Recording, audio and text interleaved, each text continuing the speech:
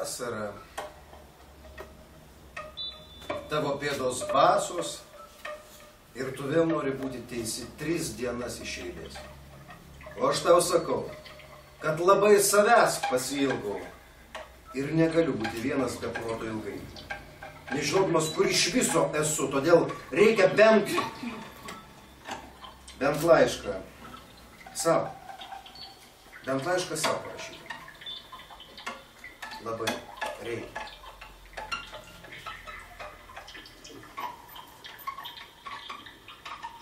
Mano Kanados giriose būna gerai ankstų rytą. Paskui dieną būna gerai. Ir tai būna gerai, kad net vabalai, kurie neskraido aukštai, kelia masinės orgijas pievoje. Skraido čiučiut virš žolės, susitinka netyčia ir krenta lyg ištikti kokio priepuolio. Paskui nematau, bet atrodo, jog mylisi. Taip, kad net krebžda ir krebždėjimo aidas nuvilnyja per slėnius, laumžirgiai ryškiai mėlyni ir prie šitų mėlynų prikibę žali. O raudoni visai, tai po vieną. Ir dar tokie dideli, palyginus su spalvotais, tai kaip arkliai. Po vieną ir jie pilki, atrodo pikti, dar iš po vakar. Mėlyni, paskui tupia į vandenį ir jame skandina prikibusi žalę. Žalė, man atrodo, yra moteris. Ir jeigu čia tokios tradicijos, tai nepykstu. Mažakas, gal tiesiog taip patikrina, ar nenuskęs jos paleista vėjais. Raudonų ir pilkų mažiau, o dar yra ryškiai žalės, birbentis vabalas, didumo sulig baisios vapsvos. O tos vapsvos ir jos viena su kita nesutarė. Bei kariauja, nors šalia dar 4 beržai laisvi stovi, bet matyt mąstymo tokio abi.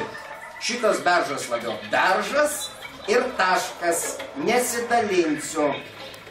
O paskui dar yra varlė, kuri plaukia, ir kita, kuri tupi visai vandenį, nekrutėdama ir atrodo stoti ilsisi.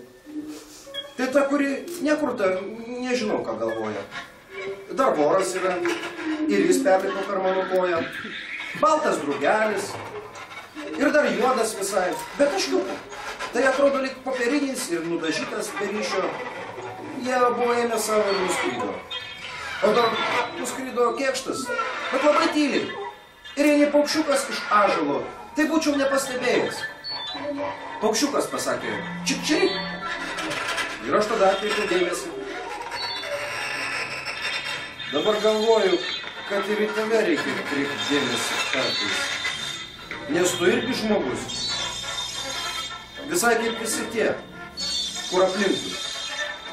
Tiesa, rytoj, sakė, užsuks vienas bebras.